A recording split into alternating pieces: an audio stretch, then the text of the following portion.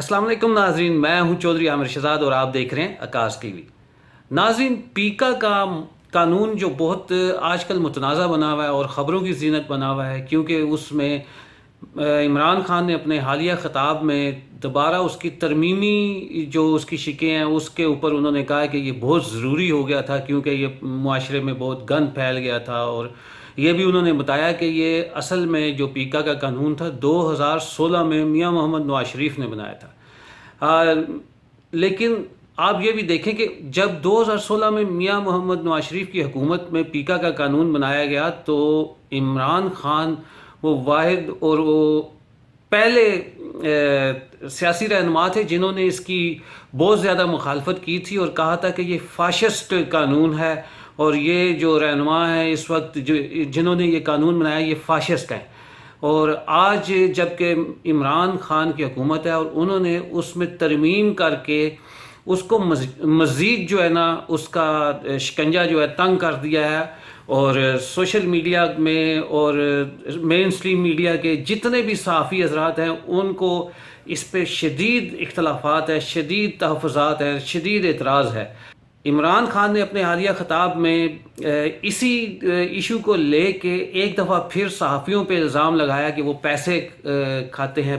اس عمران خان کے اس الزام کو لے کے ہمارے سینئر صحافی حامد میر صاحب نے عمران خان کو ایک بہت بڑا چیلنج دیا ہے، کیونکہ یہ دو بڑوں کی لڑائی ہے۔ پہلے آپ عمران خان کے خطاب کا وہ حصہ سنیں۔ چیز ایک متنازع ایشو بنا ہوا ہے، اس کے اوپر تھوڑا شور مچا ہوا ہے کہ جی آزادی صحافت کے اوپر پابندی لگائی جا رہی ہے اور لوگوں کے منہ بند کیے جا رہے ہیں۔ میں پہلے آپ کو ایک چیز واضح کر دوں، پیکا لا آپ سب کو یہ بتا دوں کہ یہ 2016 میں بنا تھا، اس پہ صرف ہم ترمیم کر رہے ہیں۔ جو سربراہ ملک کا جس نے کرپشن نہیں کی، جو ملک کا سربراہ ملک کے قانون نہیں توڑتا، اس کو کبھی آزاد صحافت سے میڈیا سے کوئی خطرہ نہیں ہے۔ آج آپ اٹھا کے دیکھ لیں، پاکستان کے اخبار میڈیا دیکھ لیں، تقریباً 70% خبریں ہمارے خلاف ہیں، ہمیں اس سے کوئی فرق نہیں پڑتا۔ لیکن یہ قانون کسی وجہ سے لے کے آئے ہیں۔ اس کی وجہ یہ ہے کہ پاکستان میں سوشل میڈیا کے اوپر اس طرح کا گند آ رہا ہے، اس طرح کی چیزیں آ رہی ہیں، چائلڈ پورنوگرافی آ رہی ہے، یعنی جو ہمارے اسلامک ویلیوز کی خلاف ورزی، ہمارے چھوڑے دنیا میں کسی بھی مہذب معاشرے میں اس طرح کی چیزیں نہیں آتی جو اب ہمارے سوشل میڈیا پہ آ رہی ہیں۔ میرے پاس ریکارڈ ہے اس وقت کہ 94,000 کیسز پڑے ہوئے ہیں ایف آئی اے کے پاس، جس کے اندر گھر کی عورتوں کو تنگ کیا ہوا ہے، ان کے خلاف، اور لوگوں کے گھر اجڑ رہے ہیں کیونکہ گند اچھال رہا ہے، فیک نیوز آ رہی ہے، تصویریں گندی دی جا رہی ہیں۔ ابھی تک صرف 38 کیسز کا فیصلہ ہوا ہے 94,000 کیسز میں سے۔ عام لوگوں کو تو چھوڑیں، پرائم منسٹر ایک ملک کو چھوڑیں کہ عمران خان ہے یا کوئی بھی ہے، اس کو بھی نہیں بخشا جا رہا۔ ایک صحافی نے 3 سال پہلے لکھا کہ جی عمران خان کی بیوی گھر سے چھوڑ کے چلی گئی ہیں، اور جی عمران خان نے کوئی غلط غیر قانونی کام کیا بانی گالہ میں نے عدالت میں کیس کیا۔ 3 سال ہو گئے ہیں، پرائم منسٹر کو ابھی تک کوئی انصاف نہیں مل رہا۔ وہی پھر سے صحافی لکھتا ہے اب پھر کہ جی ان کی بیوی گھر چھوڑ کے چلی گئی ہیں۔ ملک کا پرائم منسٹر اگر اس سے یہ ہو سکتا ہے، اس طرح کا اس کے خلاف وہ عورتیں جن کا کوئی سیاست سے تعلق نہیں ہے، تو سوچیں باقی لوگوں کا یہاں کیا ہوگا۔ یہی صحافی جب اس نے نواز شریف کے دوسرے دور میں اس کے کرپشن پہ لکھا تھا، اس کو 3 دن اس نے بند کر کے ڈنڈے مارے تھے۔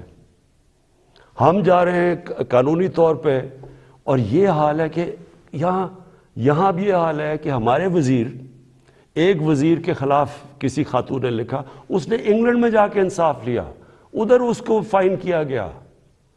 اب مراد سعید کے خلاف بات ہے، مراد سعید سوچ رہے ہیں انگلینڈ میں قانون لے جا کے کیس کرنا۔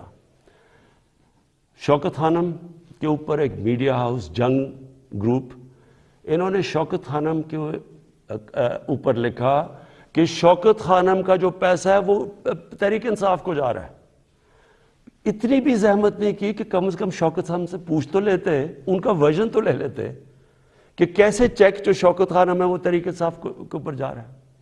اب شوکت خانم پہلے ہی ایک نون لیگ نے حنیف عباسی نے شوکت خانم کے اوپر اسی طرح کہا تھا کہ پیسہ چوری ہو رہا ہے. وہ کیس 10 سال ہو گئے ہیں، وہ لوور کورٹ سے جیت چکی ہے شوکت خانم، 10 سال کے بعد بھی انصاف نہیں. تو اب شوکت خانم انگلینڈ میں جدھر رجسٹرڈ چیریٹی ہے اور امریکہ میں ادھر کیس کرنے جا رہی ہے اسی جنگ گروپ کے اوپر.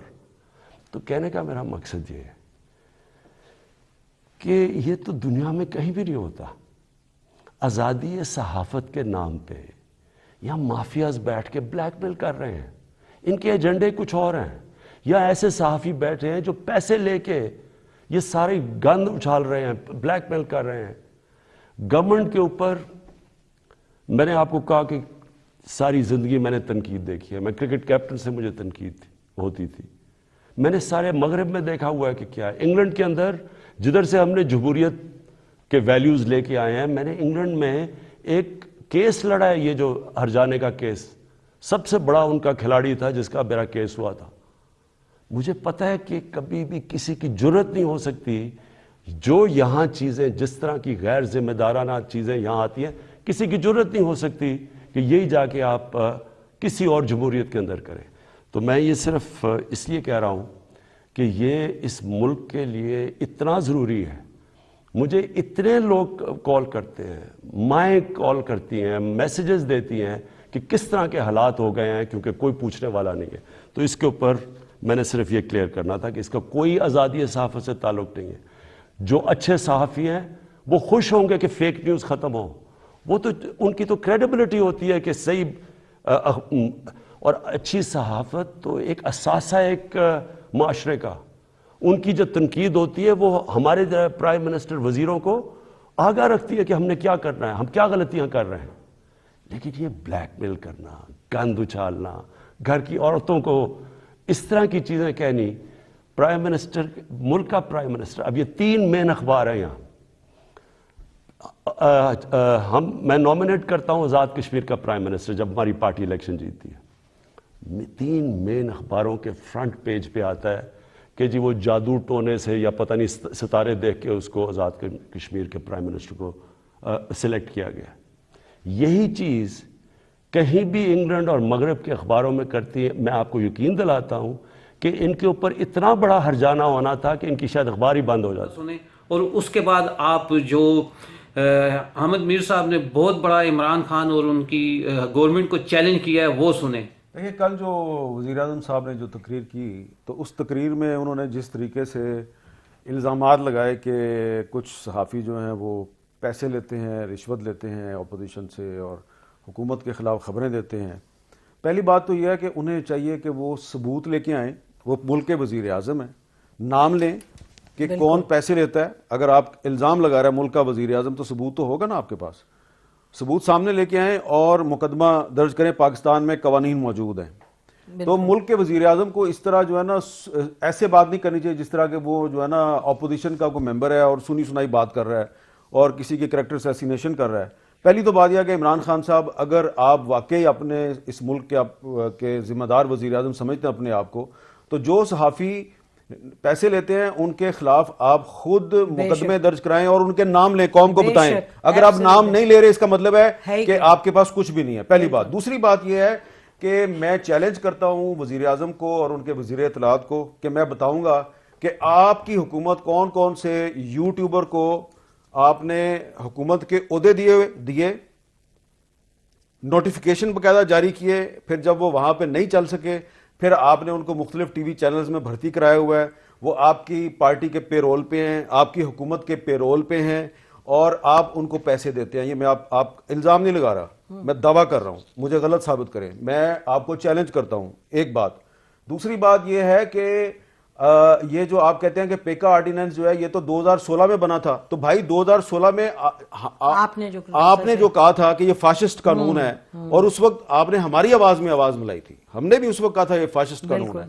تو آپ نے ہماری آواز میں آواز ملائی, اب آپ اسی فاشسٹ قانون کو امینڈ کر کے آگے بڑھا رہے ہیں, تو اس کا مطلب یہ ہے کہ آپ بھی ایک فاشسٹ قانون کو مزید فاشسٹ بنا رہے ہیں. تو اگر نواز شریف فاشسٹ تھا تو عمران خان سپر فاشسٹ ہے.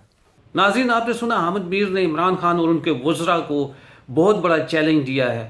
یہ تو دو بڑوں کی لڑائی ہے, آنے والے دنوں میں اس کا فیصلہ ہوگا, اور آپ بھی خود سوچیں کہ کیا اس پہ کیا حقیقت ہے, کون سچا ہے کون جھوٹا ہے. تب تک کے لیے چودھری عامر شہزاد کو آکاش ٹی وی سے اجازت دیجیے. اپنا اور اپنے پیاروں کا خیال رکھیں. اللہ حافظ.